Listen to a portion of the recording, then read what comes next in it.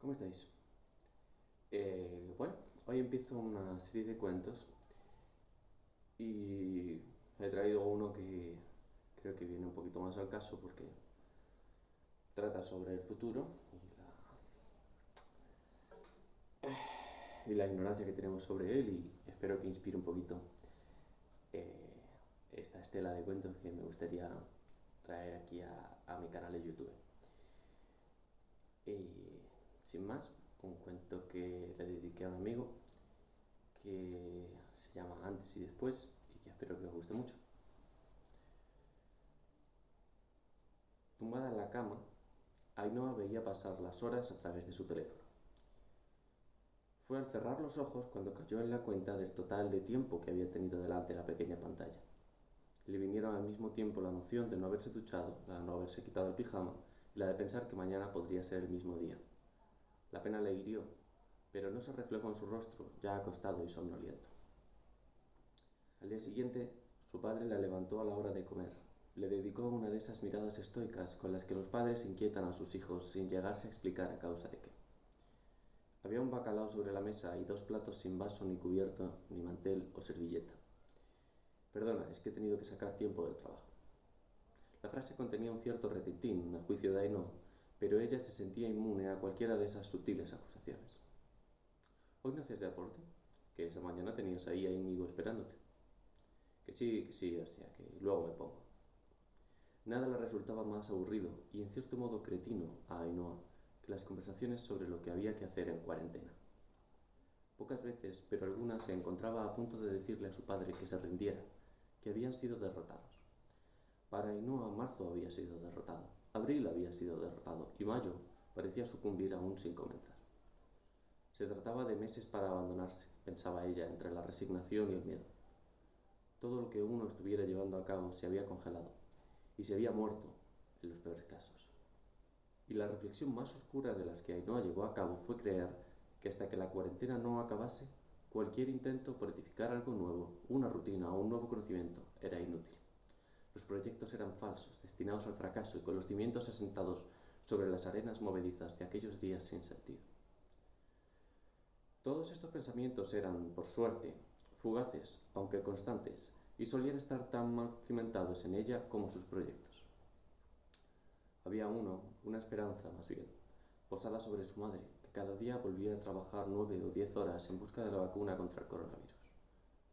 La reina de la casa estaba en la plantilla del laboratorio, encargada de una carrera desesperada por hallar la cura de la enfermedad, y, por ello, el pensamiento de la vacuna era frecuente en Ainhoa. Creía posible, naturalmente, que su madre un día llegase a casa con 4 jeringas para inocularles el escudo que les devolvería la capacidad de salir a la calle sin preocupación. Aunque no le pareciese probable, sí se imaginaba que el fin de la cuarentena llamase un día así a su puerta, así como creía seguro que tarde o temprano alguien desarrollaría este milagro. El asunto es que no sabía cuándo. La idea de que la cura podía llegar en un día, lo mismo que en 10 años, le parecía un disparate, tan ajena como era a la duración de los procesos científicos. Sin embargo, aquel pensamiento había anidado en las cabezas de tantos otros a lo largo del ancho mundo. Ahora que la historia se estaba fabricando en ese temporal de encierro mundial, muchos se sorprendían de algo obvio, que es que el día antes de empezar una guerra nadie sabe en qué época se encuentra. Mejor. En un ataque de aburrimiento, Ainhoa preguntó a internet cómo es posible saber el futuro. Ya estaba cansada de ver fotos y reflexiones de sus amigos y ahora quería hacer una pregunta estúpida y ver qué tenía que decir la humanidad sobre el futuro, o al menos aquellos humanos tan usados como para emitir un juicio sobre el tema. El futuro no envía heraldos, dijo internet, que había dicho Oscar Wilde en algún momento. Además de una lista de frases pretenciosas sobre el porvenir, también figuraban entre los primeros resultados una ingente cantidad de tutoriales que afirmaban sin ningún pudor que podían enseñar a predecir lo que va a suceder en 10 o 15 minutos. En la ventana al mundo, que son los buscadores online, no faltan los charlatanes, que se refugian en la idea de que, después de todo, nadie debería tomarse en serio lo que se encuentra en Internet. Un artículo de periódico describió a Ainhoa cómo el cerebro compone el retrato de sus predicciones, haciendo pedacitos de la realidad y asignando a cada uno una evolución propia que después le cuesta entrelazar. La joven bajó por las opciones que le ofrecía su búsqueda sin leerlas, pero esperando que se pusiera frente a sus narices algo que saciara su curiosidad. Si bien no contaba con que alguien le enseñase verdaderamente cómo conocer algo así como el futuro. Lo último que encontró fue a alguien que compartía su preocupación, el emperador Sony Ali de Tombuctú, 5 siglos antes que ella. Según explicaba un documento académico, este emperador estaba preocupado por la incertidumbre de una región que cambiaba siglo tras siglo de dinastías y dirigentes, como él mismo hizo expulsando a la anterior. Sony Ali era un monarca particularmente seguidor de los cultos animistas y despreciaba a las culturas monoteístas islámicas previas a él y a los intelectuales que llenaban Tombuctú. Ordenó perseguir, expulsar y asesinar a muchos de estos remanentes del régimen anterior, excepto a aquellos que pudieran prever con exactitud lo que estaba por suceder la década siguiente o contra qué ejército combatiría su próxima guerra. Los intelectuales, armados con tradiciones filosóficas milenarias, hicieron cola para tratar de complacer al nuevo rey y así poder salvar su asiento en la corte. Entonces, igual que ahora, los charlatanes se amontonaron ofreciendo al rey sus mentiras y sus remedios místicos que Sony Ali castigó de diversas maneras. Al que le dijo que podía conocer el futuro, si conocía todo el pasado encerrado en los libros, lo obligó a comerse las páginas de toda una biblioteca hasta que vomitase algo sobre el futuro.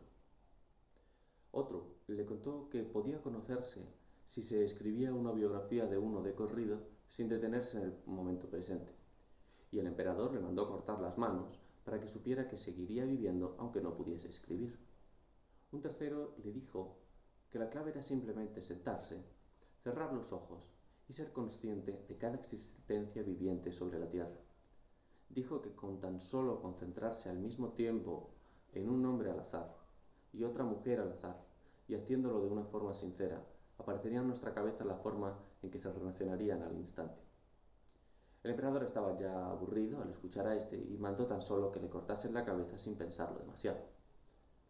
Poco después declaró que, si aquel vidente se hubiera sentado a pensar en el emperador y en él mismo, habría visto cómo le sentenciaban a muerte y se habría abstenido de decir estupideces.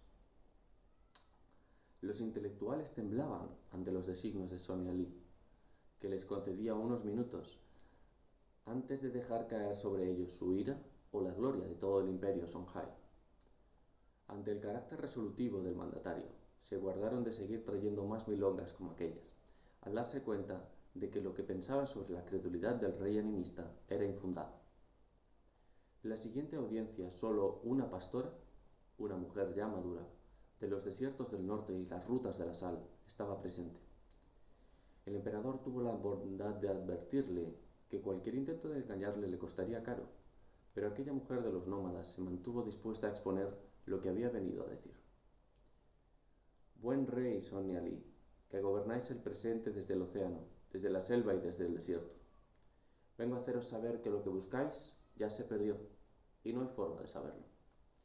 Y lo que pedís a vuestros intelectuales, por más que ellos trabajen mejor en sus patrañas, es una pérdida de vuestro tiempo y de sus vidas. El emperador se intrigó por la pastora, que sin pergaminos ni pluma había dicho la verdad más obvia que ninguno en su corte había querido ver, pero aún más, porque ella había dicho que lo que él buscaba ya se perdió, intuyendo que había venido a contarle algo más. Es así, buen rey Sony Ali, pues vuestra pregunta se la hacen todos los pueblos del ancho mundo, pero solo los tuaregs pueden contestarla, con esta vieja leyenda. Hace mucho tiempo, antes de que el tiempo pudiera contarse, y un poco antes de que comenzáramos a vivir en ciudades, la humanidad conocía un poco de su futuro y un poco de su pasado. Hombres y mujeres vivían recordando tan solo lo que había sucedido un mes atrás, y sabiendo a la perfección lo que vendría un mes después. Para esta gente, buen rey, tan natural era saber qué comerían en una semana como qué habían comido el día de ayer. Y tan dueños eran de su presente que podían anticipar los movimientos de las bestias que cazaban y las frases que necesitaban para encontrar una pareja. Solo así, buen rey, era posible entonces que se cazasen leones y elefantes sin los utensilios que hoy conocemos, y vos mismo juzgaréis verdadero que si hubo un día en el que no había lanzas, ni hachas, ni espadas, debían existir videntes, capaces de saber para sobrevivir cuando se enfrentaban a la intemperie. El emperador asintió. Los intelectuales se lanzaron en búsqueda de esa leyenda tuareg. Y fue así hasta que Mibracán habló con los dioses. Mibracán era un mago errante que visitaba a todas las tribus del mundo, y después de pasar un mes con ellas, le tomaban por uno de los suyos. Él, cada 3 o 5 meses, emprendía un nuevo viaje de aldea en aldea por los desiertos del sur, que para los Songhai son los desiertos del norte. Nunca recordaba qué le había empujado a hacer cada viaje, ya que también él olvidaba las cosas al cabo de un mes, pero sí encontraba al llegar a cada aldea a poblaciones brutas, hostiles hacia los foráneos y estancadas en su progreso. Fue así como entre tribu y tribu se le aparecieron dos dioses, la diosa Tag y el dios Meji. Ambos dioses le preguntaron por qué vagaba de aldea en aldea constantemente, y Mibracán respondió que no podía recordarlo, porque los viajes le tomaban más de un mes y, de hecho, no sabía que lo hubiera hecho más veces. La diosa Tag pensó que necesitaba saber qué le había hecho salir de la aldea, y le ofreció recordar todos los días de su vida desde el primero hasta el presente. Meji, envidioso, le dijo que sacaría más provecho de saber qué encontraría en todas las aldeas que tenía aún por visitar, y le ofreció saber qué ocurriría en todas ellas desde ese día hasta el de su muerte. Sonia Lee entreabrió la boca y pensó que la pastorcilla estaba a punto de darle la clave, por lo que se giró violentamente a los intelectuales y les ordenó que apuntasen todos la historia que estaba contando en lugar de buscarla. Mibracán se sentó en el desierto durante un día y una noche, mientras los dioses esperaban su respuesta. Al levantarse, les comunicó que ya entendía sus propuestas. Dijo que con los recuerdos de Tag llegaría a conocer esas aldeas que ha visitado y podría volver a ellas para refugiarse, mientras que con las predicciones de Meji podría prepararse para lo que necesitase en cada aldea para vivir plena y felizmente. Sin embargo, les dijo a ambos, sus regalos estaban mermados, si los demás humanos no eran capaces de acordarse de quién era él o de preparar su visita. Los dioses accedieron de mala gana a ampliar su regalo al total de la raza humana, pero anticipándole que el precio sería una memoria imperfecta y olvidadiza en el caso de escoger a Tag y unas previsiones sesgadas por el criterio propio en el caso de escoger a Meji. Fue aquí, buen rey, como ya sabéis, pues sabéis que esta historia está hecha en el pasado y no en el futuro, cuando Mibracán escogió la memoria y la regaló a todos los pueblos y aldeas a las que fue, y gracias a los nómadas como él, las gentes aprendieron que hay personas que no pertenecen a nuestro mundo, y por este hecho hemos de recordarlas. Pero no obstante, el dios Meji se enfureció y, envidioso de su hermana Tag, maldijo a la humanidad arrebatándole la capacidad de ver ni un solo segundo más allá del tiempo presente, causando que vivamos siempre al borde de lo que está a punto de pasarnos. Y Meji, colérico, profetizó que cuando el género humano creciera, y sus aldeas se hicieran ciudades, y sus ciudades imperios, y sus imperios tan grandes como dioses, los humanos ansiarán haberle escogido a él por verse de nuevo frente a la intemperie salvaje, no ya de las bestias, sino de la historia. Y así es, buen rey, que solo vemos lo que es pasado, y aún lo vemos mal, y lo olvidamos, y todo lo que es futuro son solo conjeturas y pronósticos. Entonces el emperador preguntó por qué el mago Mibracán habría escogido el pasado en lugar del futuro, y la pastora le contestó. Mibracán pensó otro día y otra noche en su decisión, y al cabo de su meditación halló que le dolía más no saber por qué abandonaba siempre el pueblo anterior que saber qué le sería útil en el siguiente. Sonia Lee no lo entendió. Le preguntó y preguntó por qué vagaba Mibracán de tribu en tribu por el desierto. Porque al llevar un mes en el pueblo y ser aceptado y querido como uno más, el mago errante descubría que en un mes iba a decidir andar en busca de otro pueblo para conocer un pedazo más del mundo y así ensanchar su corazón y su espíritu. Mibracán escogió saber esto, pues era lo que necesitaba, en lugar de lo que le era útil, buen rey. Y juzgó él que la humanidad también preferiría saber quién se es frente a la intemperie que poder enfrentarse a ella, comido por las dudas de nuestros motivos. Así comprendió que él era un nómada, y siguió vagando para esparcir su magia. En verdad, dijo el emperador, que esta pastora ha hablado con más verdad de la que han presentado mis sabios en las últimas semanas, que ahora entiendo que tanta gente recuerde solo su vida y sus amistades de su último mes, y que quiero que recojan y apunten su testimonio y la premien con 100 vacas y 100 sacos de oro. Y del mismo modo, quiero que tomen constancia mis escribas, para cuando lo que yo diga quede en el pasado. Igual que el hombre pasó de vivir en aldeas a vivir en imperios y someter así a las bestias, también los imperios dejarán de ser aldeas y serán un imperio de imperios que someta a la historia. Al terminar, Ainhoa se llevó al pecho el móvil donde había leído aquella crónica. Se sintió de pronto atada con un finísimo hilo a Sonia Lee del Imperio Songhai y a todo lo que le había sucedido antes de ella. Y esta idea, junto al sonido del timbre de la puerta, le causaron un estremecimiento. Era la hora en que su madre llegaba a casa. Alguien se acercaba a ella subiendo las escaleras.